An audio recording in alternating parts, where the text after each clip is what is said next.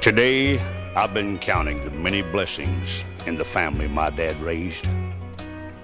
All the love we shared through the years has come back to me in many ways. And today, my mind flashed back to my childhood days. I recall my first day of school and how much it hurt my dad to see me start off in patched up blue jeans.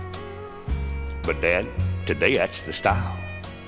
My boy won't go anywhere without his patched up jeans. They're old and faded, and they look like they've never been cleaned. And I remember Sunday school and how I'd get mad when you'd make me go. But now I can see why that was so important to you, because we prayed together and we stayed together. Now, my dad was a man that knew his own mind. And I remember when he'd call us all together and he'd say, "Family, it's loving time." His world was built around Mom and the 4 kids they raised. And I can still see the smile that always came on Mama's face each time Dad would say the table grace. The house was filled with lots of noise, but when we got too loud, Dad would always say, "Oh, those devilish boys." There was 3 of us. The 4th was a girl. Well, you know Dad had a choice, a favorite that is. But he'd say, "I love one just as much as I love the other." Oh, would you look at her?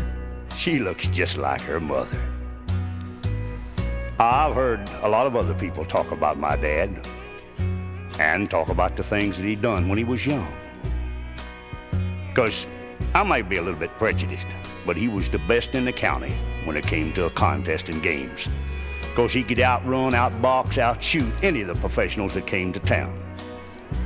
Now, my dad was a good man, and his family came first, and he did his best for us. And I know sometimes he worked till it hurt. The Depression wasn't an easy time. $1 a day was the pay back then. And I remember my dad leaving the house before daybreak and walking 14 miles to get to work without being late. Oh, I guess everyone remembers the good times and the bad. Good times were happy, bad times were sad. And when I'd do something wrong, he'd straighten me out with his hand or a belt out behind the house. But now, Mama didn't raise her voice or fuss when we get out of hand. She'd just say, "Now that's enough." And if we didn't obey, she'd tell Dad what was wrong, and without a question, Dad would lay it on.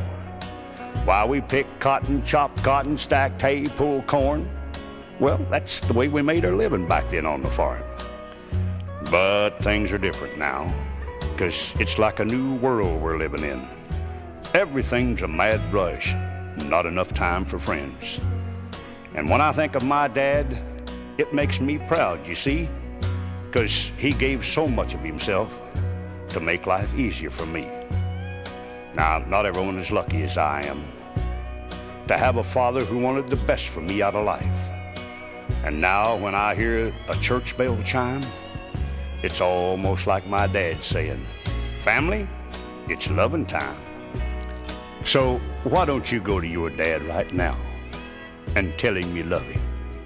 And I'll bet you $1 against a dog biscuit that it will mean more to him than any gift that money could ever buy. Because, you know, you can't ever repay him for all the things he's done for you. And the best way I know to let him know is just say, "Daddy, I love you."